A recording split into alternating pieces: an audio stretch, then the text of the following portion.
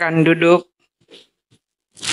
Jemaat Tuhan yang di tempat ini maupun di rumah-rumah, dimanapun Bapak Ibu Saudara berada.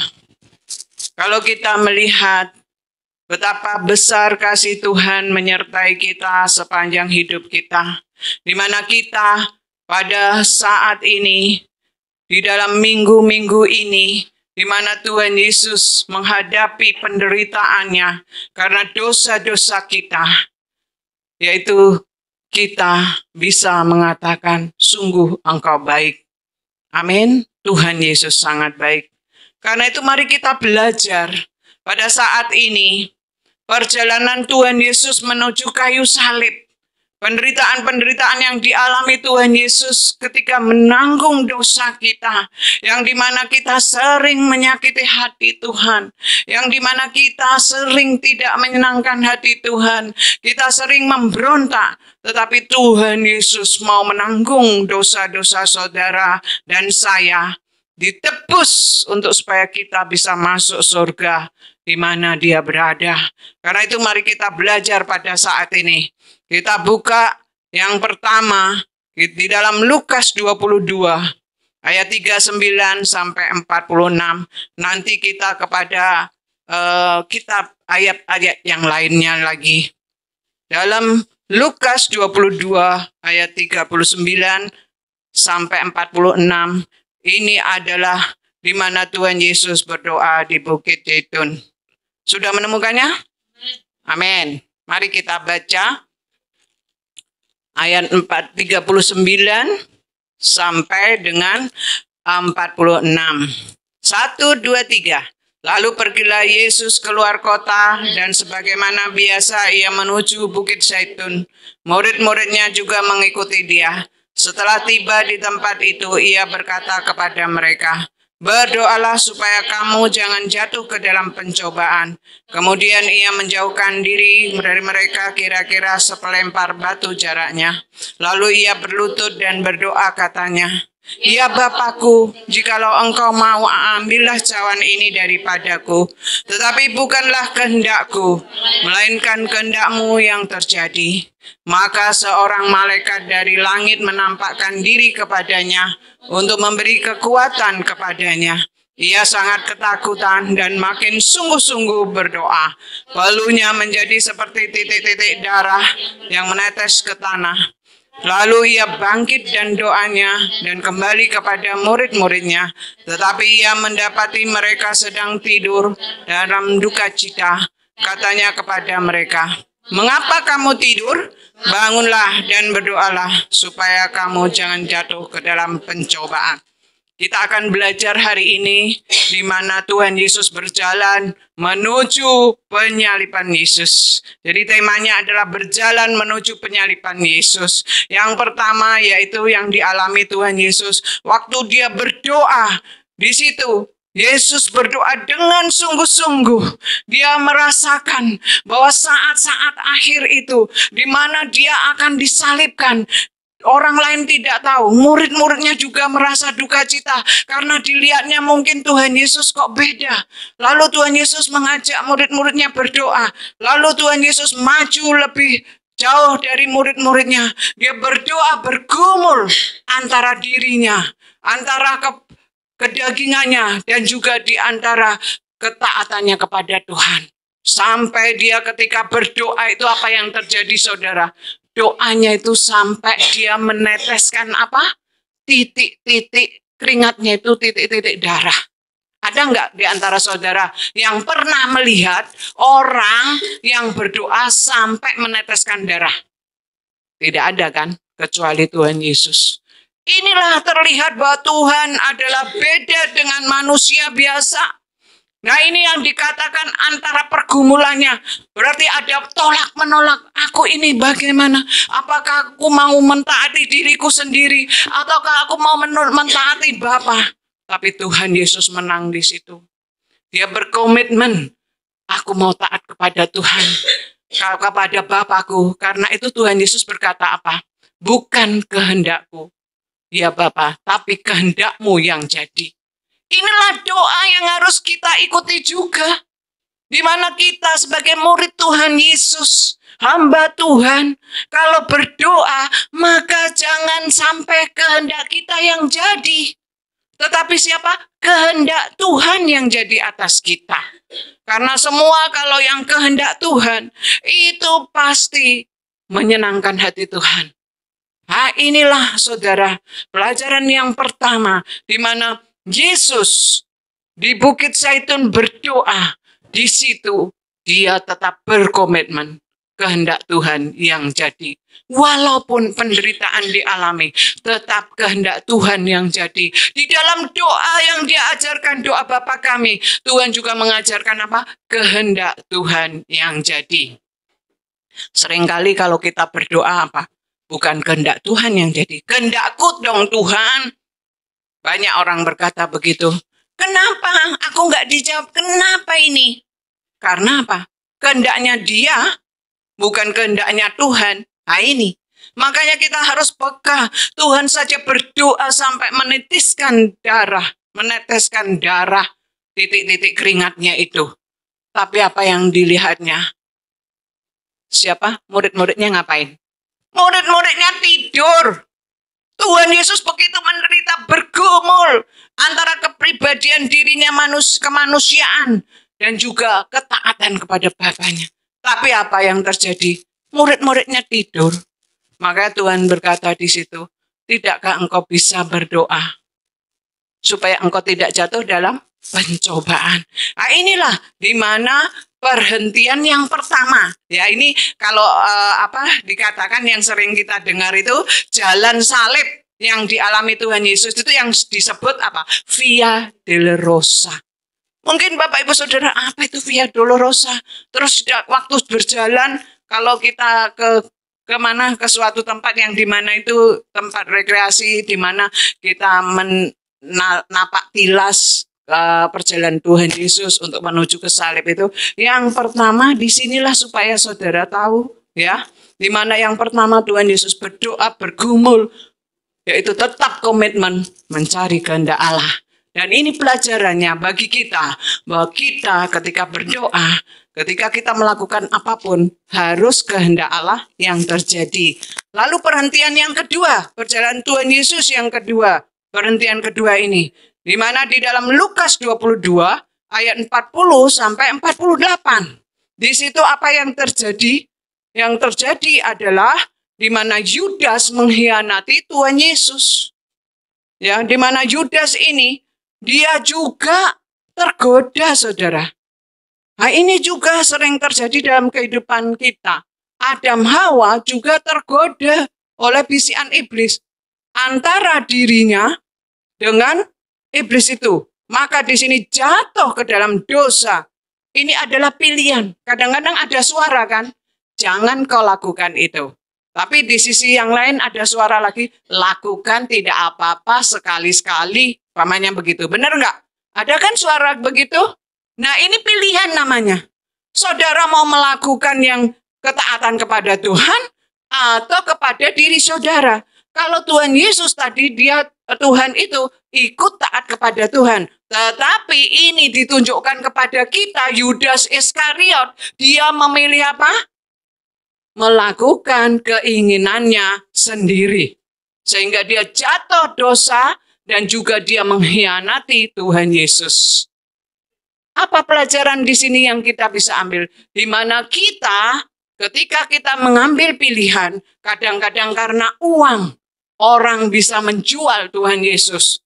Karena jabatan, orang bisa menjual Tuhan Yesus. Artinya apa? Dia tidak mau lagi percaya kepada Tuhan Yesus. Atau tidak lagi mengabaikan, tidak lagi mendengarkan suara Tuhan lagi. Tetapi apa? Kedagingannya. Yaitu pamannya uang. Kayak siapa? Sondak kan? Ya. Dia itu meninggalkan Tuhan Yesus. Nah ini dia nggak sadar. Yudas Iskariot juga demikian, karena uang hanya 30 keping perak dia rela mengkhianati Tuhan Yesus. Padahal dia murid Tuhan Yesus. Dia menjadi bendahara. Berarti bendahara itu kan penting, posisinya dekat sama Tuhan Yesus. Tapi dia tega karena uang. Ini kejatuhan dosa, yaitu di mana pilihan antara dengan mau memilih mengasihi Tuhan, kehendak Tuhan, ataukah dirinya. Ini perbandingannya. Yudas mementingkan dirinya sendiri. Dia memilih jatuh dalam dosa, dia mengkhianati Tuhan Yesus karena uang. Sehingga dia tergoda oleh bisikan setan itu. Karena itu, Bapak, Ibu, Saudara, pelajaran ini penting bagi kita. Bagi siapapun di antara saudara yang mendengarkan firman Tuhan ini, jangan menjual Tuhan Yesus karena uang. Jangan menjual Tuhan Yesus karena jabatan. Jangan menjual Tuhan Yesus karena wanita atau pria atau pacar dan sebagainya, jodoh saudara. Jangan menjual Tuhan Yesus dan jangan mengkhianati Tuhan Yesus. Karena tragis, saudara, kehancuran terjadi. Bukan surga yang saudara dapatkan. Ini pelajaran yang kedua. Perhentian Tuhan Yesus yang kedua. Dikhianati oleh Yudas Iskariot. Padahal tiap hari Yudas bersama dengan dia. Yudas, Tuhan Yesus sampai berkata, dengan ciumkah engkau? Nah, ini kadang-kadang nampaknya baik. Dia cium padahal itu tanda ini supaya ditangkap. Munafik ya. Nah ini kita harus tulus dalam mengasihi Tuhan. Perhentian ketiga kita lihat di sini. Di dalam firman Tuhan Lukas 22 ayat 66 sampai 71. Saya tidak membacakannya karena berkaitan waktu ya. Nah di sini dikatakan apa? Di dalam firman Tuhan ini. Lukas 22 ayat 66 sampai 71 dikatakan apa? Yesus dihadiri di dalam mana? Mahkamah agama. Dan di situ ada berapa? 70 imam Sanhedrin. Bahkan ada imam besar di situ menuntut supaya Pilatus menyalibkan Tuhan Yesus. Di dalam mahkamah agama itu. Disinilah Tuhan tetap tegar. Tuhan tetap tegar. Walaupun dihakimi, diadili. Di sini Tuhan tetap tidak mau menjawab apa-apa, saudara. Ini bisakah kita? Makanya sekarang ini, aplikasinya ya, sekarang ini, lihat aja. Orang-orang yang percaya Tuhan Yesus, mereka bisa dipenjarakan. Ya, MKC, apalagi siapa-siapa, banyak. Karena itu kita berdoa untuk mereka ini. Nah ketika Tuhan Yesus diadili, dihadapkan mahkamah Sanhedrin, dituntut, mereka berkata supaya Tuhan Yesus tetap disalibkan. Ini perjalanan Tuhan Yesus perhentian ketiga. Lalu yang keempat, kita lihat perhentian yang keempat. Di sini di mana murid Tuhan Yesus yang sangat dikasihi Tuhan Yesus itu menyangkal Tuhan Yesus. Siapa namanya? Petrus. Kita lihat itu Lukas 22 ayat 54 sampai 62. Di mana Petrus menyangkal Yesus. Dia sampai berapa kali? 3 kali. Padahal Petrus adalah murid yang sangat dikasihi Tuhan Yesus. Murid yang selalu dekat, bahkan Tuhan Yesus waktu sebelum ke Bukit Zaitun itu, Petrus bilang, siapa yang berani? Aku akan membela Tuhan, katanya. Aku nanti yang berani melawan. Gak taunya apa? Dia malah yang menyangkal Tuhan Yesus. Bahkan Petrus, murid yang dikasih ini, dia yang mendapat mukjizat. Mukjizat yang dialami Petrus apa? Petrus berjalan di atas air, betul? Tidak ada murid yang diceritakan berjalan di atas air atau mendapatkan mukjizat daripada Tuhan kecuali Petrus. Karena dia adalah pemberani, saudara. Dia katakan, Tuhan, kalau engkau benar-benar Tuhan, suruhlah aku berjalan di atas air. Dan akhirnya Tuhan bilang apa? Ayo Petrus, berjalanlah. Akhirnya Petrus keluar dari perahunya. Ini iman, saudara. Dia keluar dari perahunya dan berjalan di atas air. Tetapi karena bimbang maka dia tenggelam. Demikian juga kita. Kita mungkin orang yang berapi-api. Mungkin kita semangat di dalam melayani Tuhan.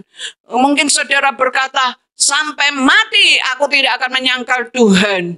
Kalau aku pun di penjara atau disiksa, aku tetap mengasihi Tuhan. Tetapi ketika kita ditanyain, kamu sok ya bawa Alkitab ke gereja, rajin-rajin ke gereja ngapain? Terus, enggak kok, enggak. Takut sama teman-teman. Ya kan? Nah ini sudah repot saudara. Tetapi Petrus ditunjukkan pelajaran bagi kita. Walaupun dia menyangkal Tuhan Yesus 3 kali. Tetapi dia tetap menerima kasih Tuhan Yesus. Dia bertobat. Yudas Iskariot tidak mau bertobat. Tetapi Petrus ini dia bertobat. Dia menangis ketika melihat Tuhan Yesus. Dia menangis ketika melihat ayam berkokok. Bunyi ayam berkokok itu. Dia ingat apa yang dikatakan Tuhan Yesus. Petrus, sebelum ayam berkokok, engkau akan menyangkal aku 3 kali. Dan ini sungguh terjadi. Inilah Tuhan kita. Tuhan yang selalu mengasihi kita, sehingga dia tahu apa yang kita akan lakukan. Demikian juga dalam kesalahan-kesalahan kita, dalam pergumulan kita, Tuhan tetap mengasihi kita seperti pujian tadi. Kasih dari surga turun ke tempat ini, di hati saudara, di hati saya. Di mana ketika kita bertobat, Tuhan tetap menerima seperti kisah anak yang hilang. Ketika dia menghamburkan hartanya dan dia kembali lagi, dia bertobat datang kepada bapaknya, maka bapaknya itu menerima dan membuat pesta untuk anak yang ketemu yang hilang ini. Inilah yang harus kita lakukan sebagai murid Tuhan Yesus. Kalau saudara sudah kecewa, kalau saudara merasa sudah mulai undur daripada Tuhan, kalau saudara mulai jauh daripada Tuhan, ayo kembalilah kepada Tuhan Yesus. Karena Tuhan Yesus sangat mengasihi saudara. Tuhan mencari saudara. Tuhan rindu saudara diselamatkan. Tuhan rindu saudara masuk surga. Karena itu percayalah kepada Tuhan Yesus. Di mana Tuhan Yesus menanggung penderitaan saudara dan saya. Inilah yang dilakukan perhentian yang keempat. Lihat perhentian yang kelima. Kita lihat di dalam Lukas 23 ayat 13 sampai 25. Saudara menyimaknya. Di sini Yesus dihadapkan kepada Pontius Pilatus. Lalu ketika Pontius Pilatus melihat dan memeriksa, dinyatakan bahwa Tuhan Yesus tidak ada salah satupun. Tidak ada dosa sedikit pun.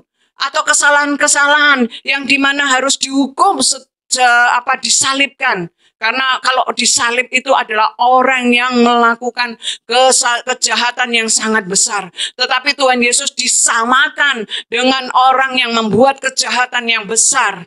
Karena apa? Kasihnya kepada kita.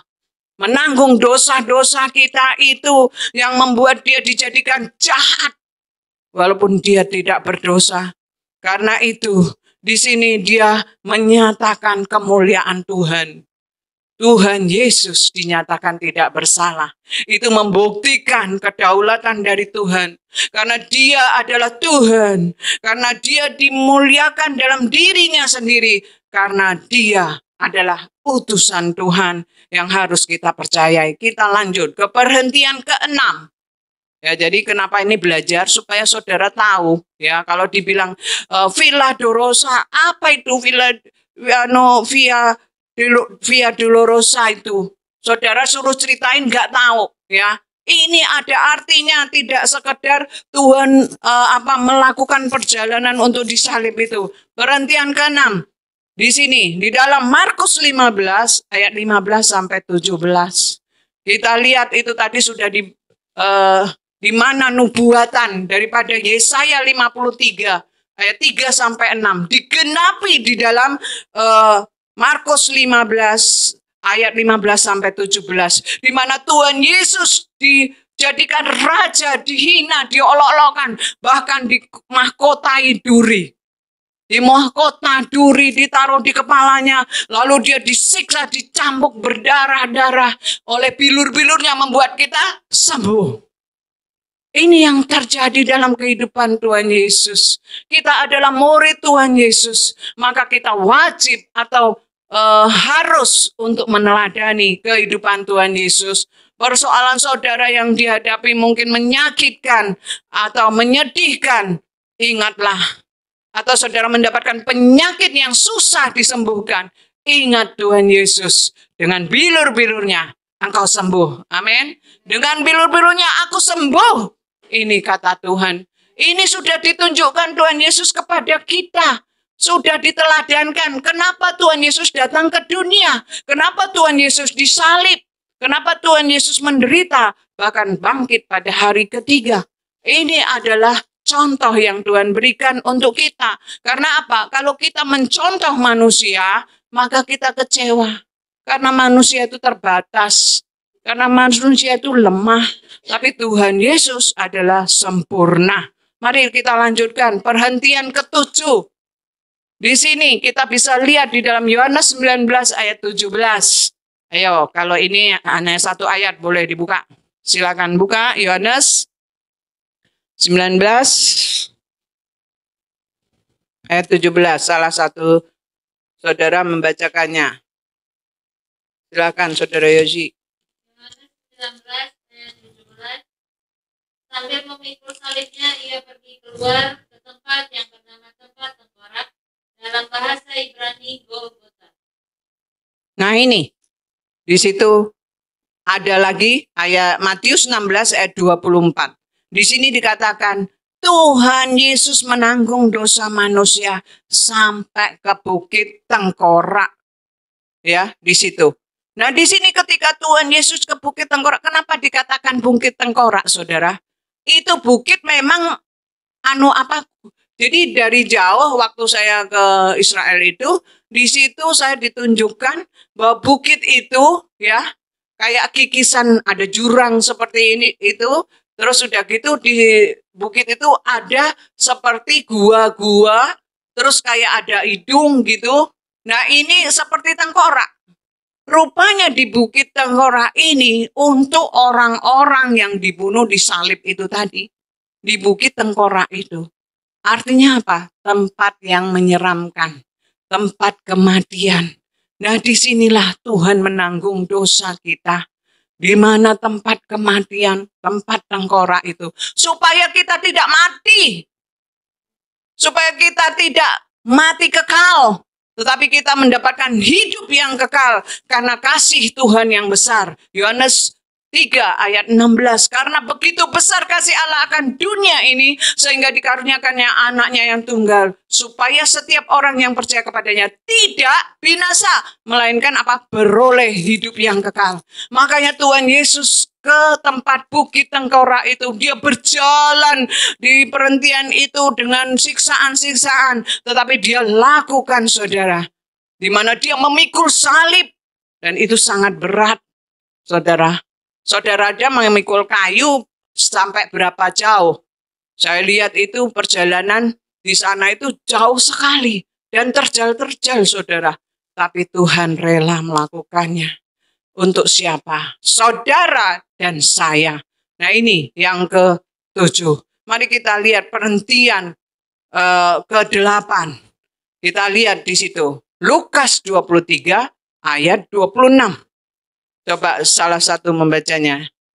Ayo, Saudara Yosi. 23 ayat 26. Lukas 23 ayat 26. Ketika mereka membawa Yesus, mereka menahan seorang yang bernama Simon dari Kirene yang baru datang dari luar kota, lalu diletakkan salib itu di atas bahunya supaya dipikulnya sambil mengikuti Yesus.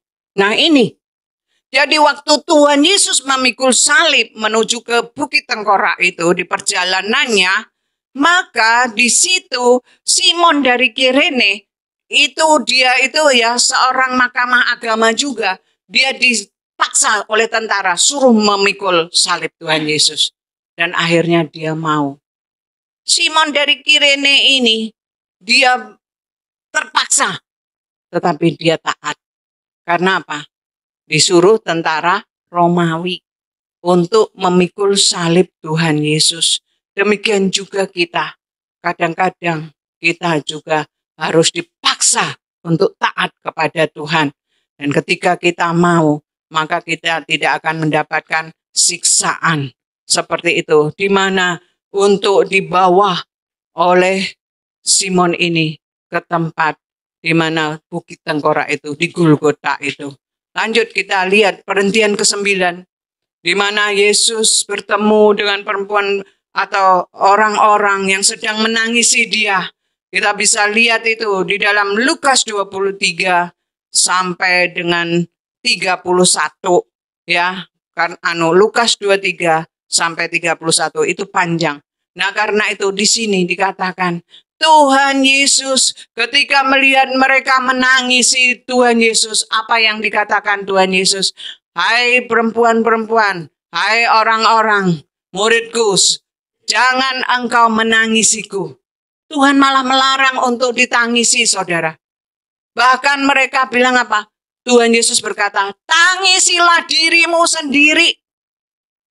Kalau kita, waduh benar memang aku lagi susah. Kalau engkau menangis berarti engkau berempati, engkau simpati, oh aku senang. Tuhan Yesus tidak. Dia bilang apa? Tangisi dirimu. Kenapa? Karena dia Tuhan.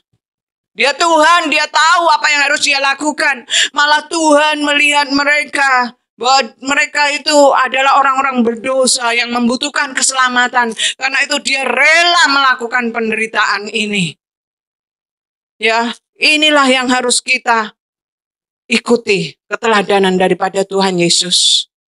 Biarlah kita memperhatikan atau kita juga menangisi diri kita karena kelakuan kita yang berdosa.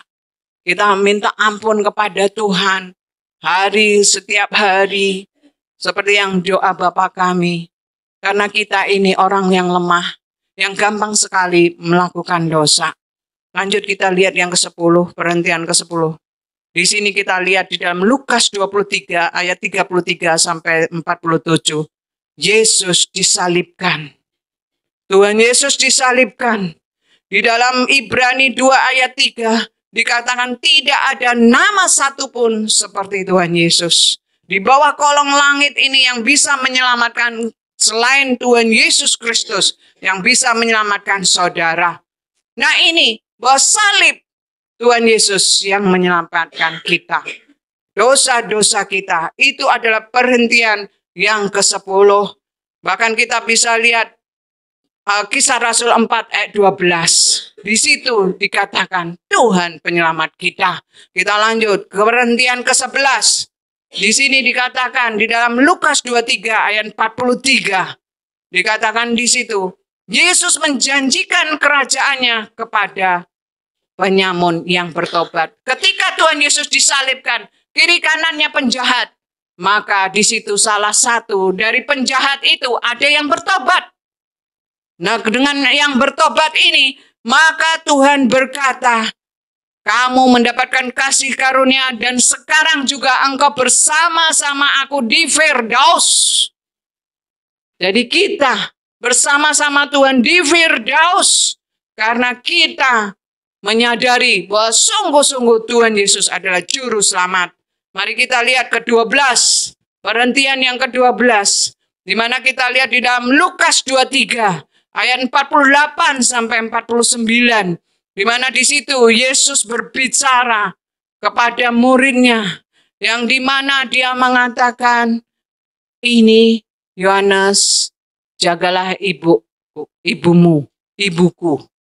Artinya apa?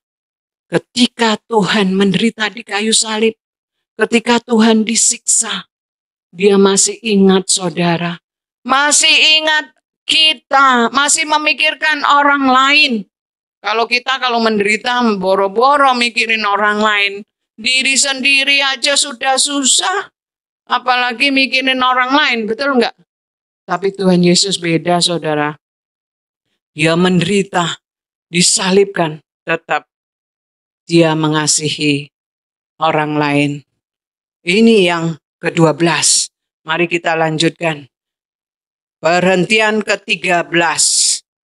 Di sini kita bisa lihat Lukas 23 ayat 44 sampai 46. Yesus mati di kayu salib. Di ruang Maha Kudus apa yang terjadi? Bait Allah apa? Terbelah menjadi dua. Terbelah artinya apa? Di situ yang Maha Kudus dan orang-orang berdosa tidak ada pengantara lagi karena Tuhan sudah menyatukan. Tuhan sudah menggenapi di dalam Yesus Kristus. Tidak ada pemisah lagi. Jadi kita bisa masuk langsung. Tapi ada loh sekarang ini orang harus melalui inilah. Nanti kamu doamu baru dikabulkan. Jadi kalau saudara berdoa sendiri, doa saudara itu enggak dikabulkan. Ada yang mengajari seperti itu. Jadi kalau saudara berdoa kepada Tuhan Yesus langsung katanya enggak mempan. Jadi harus ada pengantara yang mendoakan supaya sampai kepada Tuhan Yesus. Dan ada yang lainnya lagi saudara. Artinya apa? Dengan kematian Tuhan Yesus di kayu salib, maka pemisah bait Allah. Karena memang waktu perjanjian lama, itu ada ruang yang Maha Kudus. Di mana imam-imam besar aja yang bisa masuk. Tetapi ketika Tuhan Yesus disalib, itu terbelah. Dan semua terlihat dari dalam. Artinya kita bisa langsung kepada Bapa di surga. Kita bisa langsung berdoa kepada Tuhan Yesus tanpa harus pengantara. Kalau nggak pakai pengantara katanya nggak manjur dan nggak nyampe. Ini firman Tuhan mengatakan tidak lagi kita bisa langsung. Amin. Tuhan Yesus yang sudah menebus kita, itu yang menghapus dosa kita. Kita sudah langsung bisa kepada Tuhan Yesus. Ini adalah perhentian yang dimana yang ke-13 dan yang terakhir perhentian yang ke-14. Di sini kita lihat di dalam Lukas 23 ayat 50 sampai 54. Di situ diceritakan bahwa Tuhan Yesus dikuburkan. Setelah Tuhan Yesus disalib, dia menderita, disiksa, bahkan dimahkotai, dianggap dia raja di situ, dikatakan raja orang Yahudi. Dan pada waktu itu Tuhan Yesus mati di kayu salib dan mayatnya diturunkan. Maka di situ Yusuf, siapa yang dikatakan? Yusuf berasal dari Arimatea. Dia adalah seorang mahkamah agung, mahkamah besar. Dia diam-diam. Dia ini, Yusuf Arimatea ini, dia yang tidak setuju Tuhan Yesus disalib. Tapi dia tidak bisa berbuat apa-apa. Tapi waktu Tuhan Yesus mati, maka dia diam-diam dia datang. Dia datang ke sana untuk minta supaya Tuhan Yesus dikuburkan. Di mana tempat kuburan itu belum pernah dipakai oleh Yusuf orang Arimatea ini. Itu luar biasa. Kasih yang dahsyat.